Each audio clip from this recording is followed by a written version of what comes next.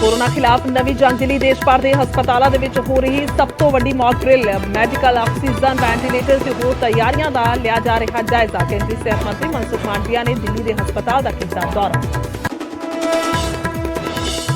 Mock drill दौरान पंजाब के सेहत मंत्री चेतन सिंह जोड़ा माजरा ने मोहाली सिविल हस्पताल का किया दौरा। क्या कोरोना खिलाफ लड़ाई लई साडी पूरी तैयारी, फिलहाल कोई पाबंदी लाने की लोड़ नहीं। फतेहगढ़ साहिब विखे नतमस्तक हुए मुख्यमंत्री भगवंत मान शहीदी जोड़ मेल दौरान साहिबजादियों की शहादत को कीता नमन। दूर दुराडियों वड्डी गिनती च पहुंच रही संगतां। हरियाणा सिख गुरुद्वारा प्रबंधक कमेटी की गुरुद्वारा कमेटी की चोण दे रही चोण कमिश्नर नियुक्त रिटायर्ड जस्टिस एच.एस. भल्ला नूं दित्ती जिम्मेवारी। फिलहाल एडहॉक कमेटी संभाल रही है पूरा कामकाज। फर्जी पासपोर्ट मामले के गैंगस्टर जग्गू भगवानपुरिया तो वड्डे खुलासे। नकली पासपोर्ट जरिए जग्गू ने अपने कई गुर्गियां नूं भेजिया सी विदेश। पंजाब दीआं जेलां तो मोबाइल मिलन का सिलसिला लगातार जारी। फरीदकोट ते फिरोजपुर जेल दे विच बाहरों सुटे 24 पैकेट 10 मोबाइल समेत बड़ी गिनती च तंबाकू बरामद। हुशियारपुर पुलिस लाइन के तैनात ASI की ड्यूटी दौरान हुई मौत। करंट लगन के नाल मौके ते तोड़िया दम। पुलिस के वालों जांच जारी।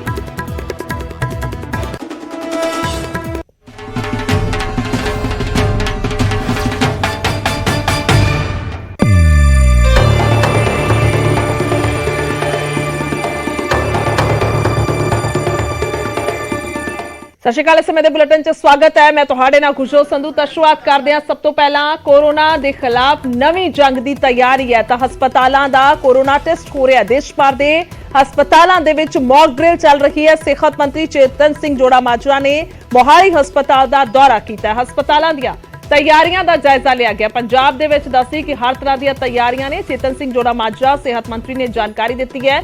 किसी भी तरह के हालात के नाल नजीठण के लिए असीं तैयार हाँ। दो तस्वीर दिखा रहे हैं। सेहत मंत्री चेतन सिंह जोड़ा माजरा के वालों लिया जा रहा जायजा। दिल्ली की तस्वीर जिथे कि केंद्रीय सेहत मंत्री मनसुख मांडविया पहुंचे हुए ने, उन्होंने वालों जायजा लिया जा रहा है। हाले पंजाब के दस दिए कि कोई पाबंदी नहीं लगेगी। ये चेतन सिंह जोड़ा माजरा सेहत मंत्री के वालों दसिया गया, जानकारी दी गई है। लोगों को हालांकि जनतक थावां ते मास्क पाउण की अपील उन्होंने की है। इस तो इलावा इकट्ठ तो दूर रहा जाए, ज्यादा लोड़ होवे तां ही जाया जाए, इकट्ठ च ना ही जाया जाए, सलाह दी गई है।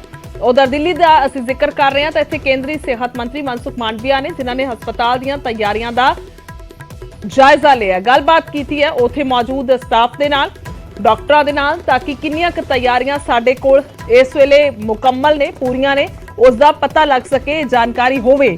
क्योंकि हालात जदों बिगड़ते हैं कोरोना के तो फिर एकदम तो बहुत मुश्किल हो जाती है। बहुत सारे मरीज इकट्ठे जड़े ने हो जाते हैं। ज्यादा सीरीयस कंडीशन वाले लोगों को बचाना पहल हुंदी है ताकि उन्हां दी जान ना जाए। क्योंकि जिस तरीके दे नाल ऑक्सीजन की घाट हुंदी है और हर एक नूं बैड की लोड़ हुंदी है, ऑक्सीजन की लोड़ हुंदी है, दवाइयां की लोड़ हुंदी है, टीकिया की लोड़ हुंदी है। तो ये सारे इंतजाम होने चाहिए ने। ये सारे प्रबंध मुकम्मल किन्ने क ने, उस नूं लैके अज देश भर दे विच मॉक ड्रिल की जा रही है। और ये दो तस्वीरां, एक दिल्ली तो तस्वीर है और दूजी पंजाब के मोहाली तो 6 फेस है। और इत्थे सिविल हस्पताल है जिथे पहुंचे हुए ने सेहत मंत्री। कोई ये नहीं है कि बहुत बड़ी गिनती के कोविड के केस बढ़ रहे। कल एक केस आया सारे पंजाब में, सो इस करके स्थिति बहुत कंट्रोल च है।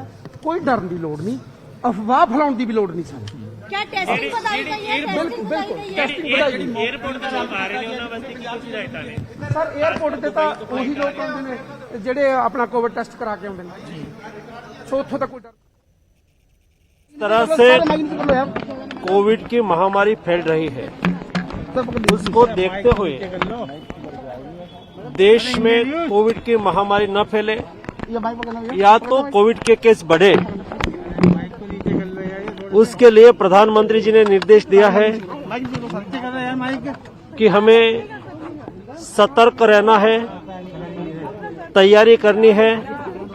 उसको देखते हुए लगातार भारत सरकार की ओर से कोविड आने वाले दिनों में देश में न फैले, उसके लिए तैयारी की जा रही है। सभी राज्य के हेल्थ मिनिस्टर के साथ विस्तार से बातचीत हुई है। देश के इंडियन मेडिकल एसोसिएशन के डॉक्टर मित्रों के साथ भी बातचीत हुई है और आज सारे देश में जो कोविड ट्रीटमेंट देने वाली सभी अस्पताल में मॉक ड्रिल की जा रही है ताकि हमारी सारी हॉस्पिटल कोविड केस देश में बढ़े तो संपूर्ण तरीके से तैयार रहे ताकि देश के नागरिकों को दिक्कत ना रहे। ਉੱਤਰ ਸਰਕਾਰ ਵੱਲੋਂ ਕਿਹਾ ਗਿਆ ਕਿ 27 ਤਰੀਕ ਨੂੰ ਸਾਰੇ ਦੇਸ਼ ਭਰ ਦੇ ਵਿੱਚ ਜਿਹੜੀ ਮੌਕ ਡਰਿਲ ਹੈ ਜਿਹੜੀ ਉਹ ਕੀਤੀ ਜਾਊਗੀ ਕਿ ਜਿਹੜੇ ਆਕਸੀਜਨ ਪਲਾਂਟ ਨੇ ਉਹ ਦੇਖੇ ਜਾਣਗੇ, ਬਾਕੀ ਦਾ ਬੰਦੋਬਸਤ ਜਿਹੜਾ ਉਹ ਦੇਖਿਆ ਜਾਊਗਾ। ਉਹਦੇ ਤਹਿਤ ਹੀ ਅੱਜ ਉਰੇ ਅਸੀਂ ਇੱਥੇ ਆਏ ਆ ਔਰ ਜਿਹੜਾ ਆਕਸੀਜਨ ਪਲਾਂਟ ਔਰ ਬਾਕੀ ਦਾ ਜਿਹੜਾ ਹੈਗੀ ਆ ਉਹਦੀ ਤਿਆਰੀ ਦੇਖਣ ਵਾਸਤੇ। ਮੰਤਰੀ ਸਾਹਿਬ ਪਹਿਲਾਂ ਜਿਹੜੀ ਵੇਵ ਆਈ ਸੀਗੀ ਉਸ ਦੇ ਵਿੱਚ ਪੰਜਾਬ ਦੇ ਪੂਰੇ ਮੈਕੈਨਿਜ਼ਮ ਦੀ ਤਾਰੀਫ ਕੀਤੀ ਗਈ ਸੀ ਬਕਾਇਦਾ ਦੇਸ਼ ਦੇ ਪ੍ਰਧਾਨ ਮੰਤਰੀ ਵੱਲੋਂ। ਇਸ ਵਾਰੀ ਪੰਜਾਬ ਕਿੰਨਾ ਕੁ ਤਿਆਰ ਹੈ ਜੇਕਰ ਕੋਈ ਸਿਚੁਏਸ਼ਨ ਖਰਾਬ ਹੁੰਦੀ ਹੈ ਕੋਈ? ਸਭ ਤੋਂ ਪਹਿਲੇ ਤਾਂ ਮੈਂ ਇਹ ਕਹੂੰਗਾ ਕਿ ਇੰਨੀ ਕੋਈ ਡਰਨ ਵਾਲੀ ਗੱਲ ਹੈ ਨਹੀਂ।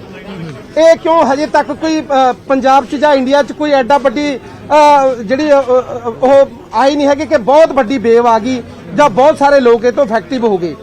ਕੋਈ ਚੁਣਿੰਦਾ ਚੁਣਵੇਂ ਜਿਹੜੇ ਕੋਈ ਨਾ ਕੋਈ ਇੱਕ ਅੱਧਾ ਕੇਸ ਆਉਂਦਾ, ਸੋ ਇਸ ਕਰਕੇ ਕੋਈ ਜ਼ਿਆਦਾ ਡਰਨ ਦੀ ਲੋੜ ਨਹੀਂ ਹੈ।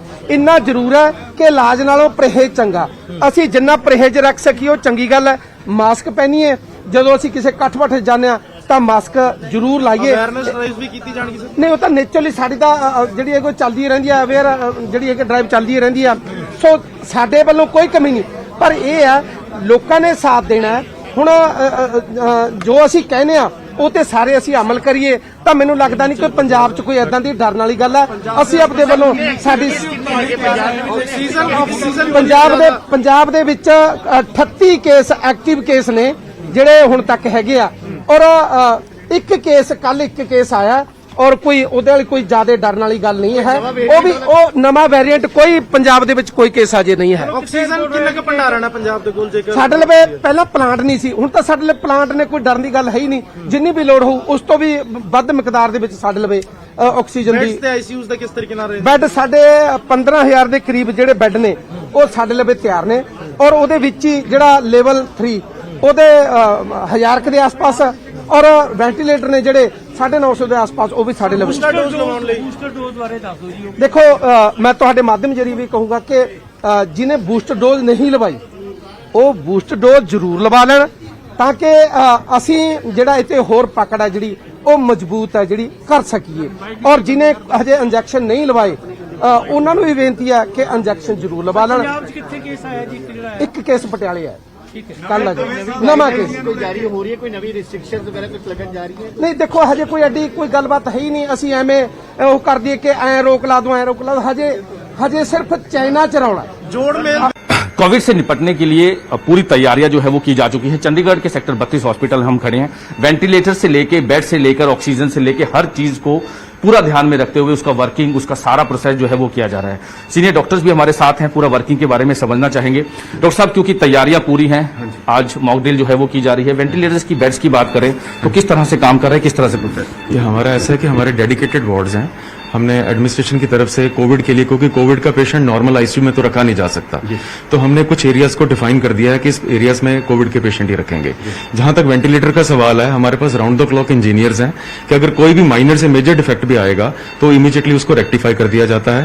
और मोर देन 95 वेंटिलेटर्स हैं हमारे पास जो सिर्फ एक्सक्लूसिवली कोविड को मरीजों की देखभाल के लिए रखे हुए हैं।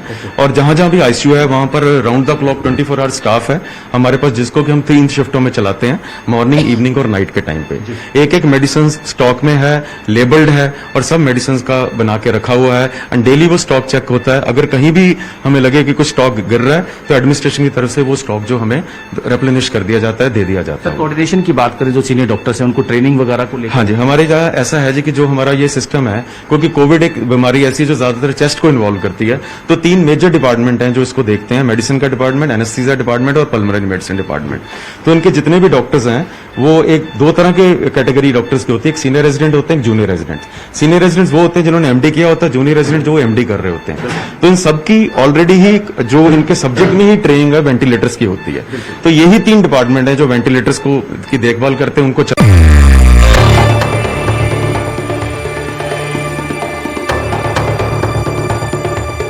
ਅੱਗੇ ਵਧਾਂਗੇ ਤਾਂ ਹੋਰ ਪੰਜਾਬ ਦੀਆਂ ਖਬਰਾਂ ਦੇ ਵੱਲ ਰੁਖ ਕਰਾਂਗੇ। ਫਿਰੋਜ਼ਪੁਰ ਜੇਲ੍ਹ ਤੋਂ ਮੋਬਾਈਲ ਮਿਲੇ ਨੇ, ਫਿਰ ਤੋਂ ਮੋਬਾਈਲਾਂ ਦੀ ਬਰਾਮਦਗੀ ਹੋਈ ਹੈ। ਜੇਲ੍ਹ ਦੇ ਵਿੱਚ ਬਾਹਰੋਂ ਦੱਸਦੀ ਕਿ 12 ਪੈਕੇਟ ਸੁੱਟੇ ਗਏ ਸਨ, ਜਿਸ ਦੇ ਵਿੱਚ 3 ਮੋਬਾਈਲ ਸਨ, ਚਾਰਜਰ ਸੀ ਤੇ ਡੋਂਗਲ ਬਰਾਮਦ ਹੋਇਆ। ਇਸ ਤੋਂ ਇਲਾਵਾ 162 ਜਰਦੇ ਦੀਆਂ ਪੁੜੀਆਂ ਜਿਹੜੀਆਂ ਨੇ ਉਹ ਵੀ ਬਰਾਮਦ ਹੋਈਆਂ ਨੇ। ਤਾਂ ਕੇਂਦਰੀ ਜੇਲ੍ਹ ਹੈ ਜਿਸ ਦੇ ਵਿੱਚ ਬਾਹਰੋਂ ਜਿਹੜੇ ਨੇ ਉਹ 12 ਪੈਕੇਟ ਸੁੱਟੇ ਗਏ ਸਨ ਔਰ 3 ਮੋਬਾਈਲ ਬਰਾਮਦ ਹੋਏ, ਚਾਰਜਰ ਮਿਲਿਆ, ਡੋਂਗਲ ਬਰਾਮਦ ਹੋਈ ਹੈ। ਤਾਂ ਇਸ ਤਰੀਕੇ ਦੇ ਨਾਲ ਇਹ ਬਰਾਮਦਗੀ ਜਿਹੜੀ ਹੈ ਸਮੇਂ-ਸਮੇਂ ਤੇ ਹੁੰਦੀ ਹੈ, ਜਦੋਂ ਚੈਕਿੰਗ ਵੀ ਹੁੰਦੀ ਹੈ ਉਸ ਮੌਕੇ ਤੇ ਵੀ। ਤਾਂ ਹੁਣ ਸਿਗਰਟ ਦੀਆਂ 4 ਡੱਬੀਆਂ ਜਿਹੜੀਆਂ ਨੇ ਉਹ ਵੀ ਬਰਾਮਦ ਹੋਈਆਂ ਨੇ, ਤੰਬਾਕੂ ਵੀ ਬਰਾਮਦ ਹੋਇਆ ਹੈ, 162 ਜਰਦੇ ਦੀਆਂ ਪੁੜੀਆਂ ਵੀ ਮਿਲੀਆਂ ਨੇ।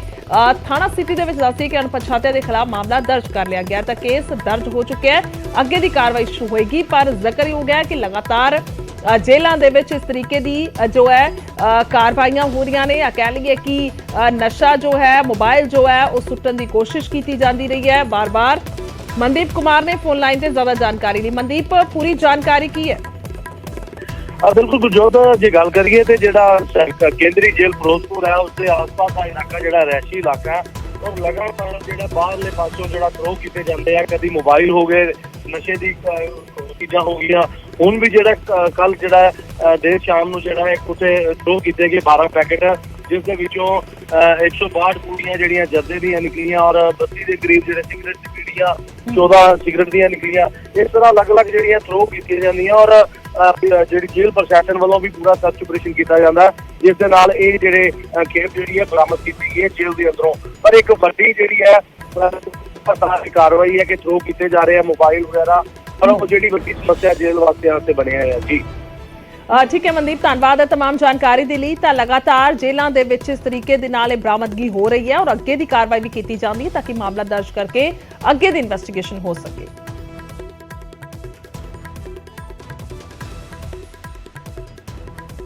ਉਧਰ ਫਰੀਦਕੋਟ ਕੇਂਦਰੀ ਜੇਲ੍ਹ ਦੇ ਵਿੱਚੋਂ ਵੀ ਮੋਬਾਈਲਾਂ ਦੀ ਬਰਾਮਦਗੀ ਹੋਈ ਹੈ। ਜੇਲ੍ਹ ਦੇ ਵਿੱਚ ਬਾਹਰੋਂ ਇਹ 12 ਪੈਕੇਟ ਸੁੱਟੇ ਗਏ ਸਨ। ਸਿੱਧੇ ਤੌਰ ਤੇ ਦੱਸ ਦਈਏ ਕਿ ਲਗਾਤਾਰ ਫਰੀਦਕੋਟ ਜੇਲ੍ਹ ਵੀ ਜਿਹੜੀ ਹੈ ਸਵਾਲਾਂ ਦੇ ਘੇਰੇ ਵਿੱਚ ਹੈ, ਤਾਂ ਇੱਥੇ ਵੀ 12 ਪੈਕੇਟ ਸੁੱਟੇ ਗਏ ਔਰ ਲਗਾਤਾਰ ਇੱਥੇ ਵੀ ਬਰਾਮਦਗੀ ਹੋ ਰਹੀ ਹੈ। ਪੈਕਟਾਂ ਵਿੱਚ 7 ਮੋਬਾਈਲ ਫੋਨ ਬਰਾਮਦ ਕੀਤੇ ਗਏ ਨੇ ਜੋ ਮੌਜੂਦ ਸਨ, 2 ਚਾਰਜਰ ਮਿਲੇ ਨੇ, ਡਾਟਾ ਕੇਬਲ ਮਿਲੀ ਹੈ। ਤਾਂ ਇੱਥੇ ਵੀ ਬਰਾਮਦਗੀ ਹੋਈ ਹੈ। ਲਗਾਤਾਰ ਜੇਲ੍ਹਾਂ ਦੇ ਵਿੱਚ ਇਸ ਤਰੀਕੇ ਦਾ ਸਮਾਨ ਬਰਾਮਦ ਹੁੰਦਾ, ਬੇਸ਼ੱਕ ਉਹ ਚੈਕਿੰਗ ਦੌਰਾਨ ਹੋ ਰਿਹਾ ਹੋਵੇ ਜਾਂ ਫਿਰ ਜਦੋਂ ਬਾਹਰੋਂ ਸੁੱਟਿਆ ਜਾਂਦਾ ਤਾਂ ਉਸ ਮੌਕੇ ਤੇ ਕਾਬੂ ਕਰ ਲਿਆ ਜਾਵੇ, ਬਰਾਮਦ ਕਰ ਲਿਆ ਜਾਵੇ। ਲਗਾਤਾਰ ਕਿਹਾ ਜਾ ਰਿਹਾ ਕਿ ਇਹ ਜਿਹੀ ਕੋਤਾਹੀ ਜਿਹੜੀ ਹੈ ਵਰਤੀ ਨਹੀਂ ਜਾਏਗੀ, ਨਾ ਹੀ ਬਰਦਾਸ਼ਤ ਹੋਵੇਗੀ ਔਰ ਨਾਲ ਹੀ ਜਿਹੜੇ ਕੈਦੀ ਇਸ ਦੇ ਵਿੱਚ ਇਨਵੋਲਵ ਹੁੰਦੇ ਨੇ, ਹਵਾਲਾਤੀ ਇਨਵੋਲਵ ਹੁੰਦੇ ਨੇ, ਤਾਂ ਫਿਰ ਉਹਨਾਂ ਤੇ ਕਾਰਵਾਈ ਵੀ ਹੁੰਦੀ ਹੈ। ਤਾਂ ਖਾਸ ਤੌਰ ਤੇ ਸਿਰਫ ਹੈਰੋਇਨ ਜਾਂ ਫਿਰ ਇਹ ਵੱਡੇ ਨਸ਼ੇ ਨਹੀਂ ਬਲਕਿ ਅਜਿਹੇ ਨਸ਼ੇ ਵੀ ਜਿਹੜੇ ਨੇ ਉਹ ਸਮੱਸਿਆ ਕਰਦੇ ਨੇ ਜਦੋਂ ਕੈਦੀਆਂ ਤੱਕ ਪਹੁੰਚ ਜਾਂਦੇ ਨੇ। ਤਾਂ ਹੁਣ ਇਹ ਫਰੀਦਕੋਟ ਕੇਂਦਰੀ ਜੇਲ੍ਹ ਹੈ ਜਿੱਥੋਂ ਮੋਬਾਈਲਾਂ ਦੀ ਬਰਾਮਦਗੀ ਹੋਈ ਹੈ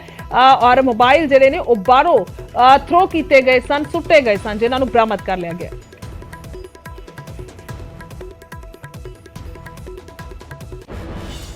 ਉਧਰ ਅੰਮ੍ਰਿਤਸਰ ਦੇ ਵਿੱਚ ਨਸ਼ੇ 'ਚ ਇੱਕ ਨੌਜਵਾਨ ਨਜ਼ਰ ਆਇਆ। ਰਾਹਗੀਰ ਨੇ ਨੌਜਵਾਨ ਦੀ ਵੀਡੀਓ ਬਣਾ ਲਈ। ਨੌਜਵਾਨ ਤੇ ਨਸ਼ੇ ਦੇ ਵਿੱਚ ਧੁੱਤ ਹੋਣ ਦੇ ਇਲਜ਼ਾਮ ਲੱਗੇ ਨੇ। ਦਰਬਾਰ ਸਾਹਿਬ ਦੇ ਨੇੜੇ ਦੀ ਇਹ ਵੀਡੀਓ ਜਿਹੜੀ ਹੈ ਉਹ ਦੱਸੀ ਜਾ ਰਹੀ ਹੈ। ਅੰਮ੍ਰਿਤਸਰ ਦੀਆਂ ਇਹ ਤਸਵੀਰਾਂ ਨੇ। ਨਸ਼ਾ ਕੀਤਾ ਤੂੰ? ਨਾਈਟ ਲਗਾਈ ਸੀ, ਨੀਂਦ ਆਉਂਦੀ। ਹਾਂ, ਕੰਮ ਨਾਈਟ ਲਗਾਈ ਸੀ, ਨੀਂਦ ਆਉਂਦੀ ਸੀ। ਨੀਂਦ ਆਉਂਦੀ? ਨੀਂਦ ਤਾਂ ਆਉਂਦੀ ਆ। ਹਾਂਜੀ। ਕਿੱਥੇ ਨਾਈਟ ਲਾ ਗਿਆ? ਰੂਮ ਲਗਾਈ ਦੀ ਹੈ। ਹਾਂ, ਇੱਥੇ ਕਮਰੇ ਲਗਾਈ ਦੇ ਹੈ ਨਾ। ਕਮਰੇ ਲਾਈ ਦੇ ਆ? ਹੋਟਲਾਂ ਦਾ ਰੈਕਟ ਹੀ ਆ ਭਾਜੀ। ਉਹ ਇਹ ਕੱਲ ਵਾਲੀ ਆ ਭਾਜੀ? ਨਹੀਂ ਇਹ ਦੂਜਾ ਵਾ। ਹਾਂ, ਦੂਜਾ। ਤੂੰ ਨਸ਼ਾ ਕੀਤਾ ਵੀਰ? ਤੂੰ ਨਸ਼ਾ ਕੀਤਾ? ਠੀਕ ਆ। ਨਹੀਂ ਕੀ ਖਾਣਾ ਪੀਣਾ ਹੈ? ਕਿਹੜੀ ਕੀ ਹੁੰਦਾ ਨਸ਼ੇ ਦਾ? ਨੀਂਦ ਦਾ ਹੁੰਦਾ, ਰਸ਼ ਹੈ ਰਸ਼ ਕਰਨ ਵਾਸਤੇ ਨੀਂਦ। ਤੁਸੀਂ ਇੱਥੇ ਗੰਦ ਪਾਇਆ, ਮੈਂ ਹਿਸਾਬ ਲਾਇਆ ਤੁਹਾਡਾ। ਹੌਲੀ ਬੋਲੋ। ਚੱਲ ਤਿੱਤ ਪੰਜ ਹੋ ਜਾ, ਨੇਰੀ ਹੋ ਜਾ, ਨੇਰੀ ਇੱਥੇ ਲਾਗੇ ਲਾਗੇ ਨਾ ਐਨੂੰ ਚੱਲ। ਉਧਰ ਹੋਣੀ ਘਰ ਚੱਲ ਜਾਣਾ। ਮਾਮਾ ਘਰ ਤੇਰਾ ਨੇੜੇ, ਤੂੰ ਉਵੇਂ ਤੂੰ ਆਖਣਾ ਨੀਂਦ ਆਈ ਤੈਨੂੰ? ਕੋ ਗਾੜੀ ਹੋਰ ਜੀ ਕਿੱਥੇ ਆ? ਉਹ ਮੈਂ ਐਡਰੈਸ ਕਿੰਨਾ ਆ ਜਾਓ ਭਾਜੀ ਇੱਕ ਮਿੰਟ। ਇੰਨਾ ਗੰਦ ਪਾਇਆ, ਮੈਨੂੰ ਕੱਲ ਤੋਂ ਇੱਥੇ ਵਿਖਣਾ ਨਹੀਂ ਚਾਹੀਦਾ ਤੂੰ।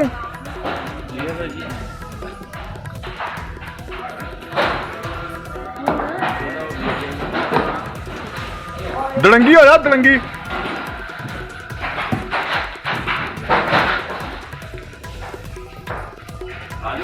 ਇੱਕ ਮਿੰਟ ਭਾਜੀ, ਇਹਦੇ ਹੋਰ ਹੈਗੇ 5-7 ਜਾਣੇ, ਉਹ ਵੀ ਵੇਖਾਂ ਮੈਂ ਕਿੱਥੇ। ਇਹ ਮੈਂ ਇਥੋਂ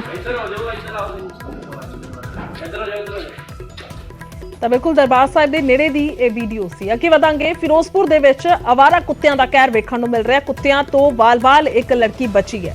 ਸੜਕ ਤੇ ਇਹ ਲੜਕੀ ਜਾ ਰਹੀ ਸੀ, ਜਿਸ ਦੇ ਪਿੱਛੇ ਕੁੱਤੇ ਪੈ ਗਏ, ਅਵਾਰਾ ਕੁੱਤੇ ਪੈ ਗਏ। ਰੌਲਾ ਪਾਉਣ ਤੇ ਘਰਾਂ ਤੋਂ ਲੋਕ ਜਿਹੜੇ ਨੇ ਬਾਹਰ ਆਏ ਨੇ ਤਾਂ ਸਥਾਨਕ ਲੋਕਾਂ ਨੇ ਇਸ ਲੜਕੀ ਨੂੰ ਬਚਾਇਆ ਔਰ ਨਗਰ ਨਿਗਮ ਤੋਂ ਗੁਹਾਰ ਵੀ ਲਗਾਈ ਗਈ ਹੈ ਕਿ ਇਹਨਾਂ ਦਾ ਹੱਲ ਕੀਤਾ ਜਾਵੇ। ਤਸਵੀਰਾਂ ਸਾਹਮਣੇ ਆ ਗਈਆਂ ਨੇ, ਸੀਸੀਟੀਵੀ ਤਸਵੀਰਾਂ ਨੇ, ਸਾਫ਼ ਤੌਰ ਤੇ ਵੇਖਿਆ ਜਾ ਸਕਦਾ ਹੈ ਇਹ ਲੜਕੀ ਜਾ ਰਹੀ ਸੀ ਔਰ ਕਿਵੇਂ ਅਵਾਰਾ ਕੁੱਤੇ ਇਸ ਲੜਕੀ ਦੇ ਪਿੱਛੇ ਪੈ ਜਾਂਦੇ ਨੇ। 3 ਤੋਂ 4 ਕੁੱਤੇ ਤਸਵੀਰਾਂ 'ਚ ਨਜ਼ਰ ਆ ਰਹੇ ਨੇ ਤਾਂ ਲੋਕ ਬਾਹਰ ਆਏ ਨੇ, ਲੋਕਾਂ ਨੇ ਇਹਨਾਂ ਕੁੱਤਿਆਂ ਨੂੰ ਭਜਾਇਆ ਔਰ ਲੜਕੀ ਦੀ ਜਾਨ ਬਚਾਈ ਹੈ। ਹੈ ਜਿੰਦੇ ਵਿੱਚ ਇੱਕ ਟਿਊਸ਼ਨ ਜਾਂਦੀ ਬੱਚੀ ਨੂੰ 6-7 ਅਵਾਰਾ ਕੁੱਤਿਆਂ ਨੇ ਅਟੈਕ ਕੀਤਾ। ਜਦੋਂ ਉਹਦੀ ਰੋਂਦੇ ਦੀ ਚੀਕੇ ਦੀ ਆਵਾਜ਼ਾਂ ਨੇਬਰਸ ਨੇ ਸੁਣੀਆਂ ਤਾਂ ਕੰਸਰਨ ਨੇਬਰਸ ਬਾਹਰ ਆ ਕੇ ਉਸ ਦੀ ਜਾਨ ਬਚਾਈ। ਉਹਨੇ ਰੋਂਦੀ ਨੇ ਕਿਹਾ ਕਿ ਮੈਨੂੰ ਸਕੂਲ ਟਿਊਸ਼ਨ ਛੱਡ ਕੇ ਆਓ।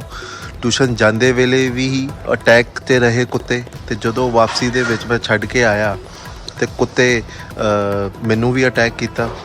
ਐਡਮਿਨਿਸਟ੍ਰੇਸ਼ਨ ਨੂੰ ਬਾਰ-ਬਾਰ ਮਲਟੀਪਲ ਕੰਪਲੇਂਟਸ ਕੀਤੀਆਂ ਗਈਆਂ ਨੇ, ਪਰ ਐਡਮਿਨਿਸਟ੍ਰੇਸ਼ਨ ਸੁੱਤਾ ਪਿਆ ਤੇ ਐਵੇਂ ਲੱਗਦਾ ਹੈ ਕਿ ਉਹ ਜਾਨ ਮਾਲ।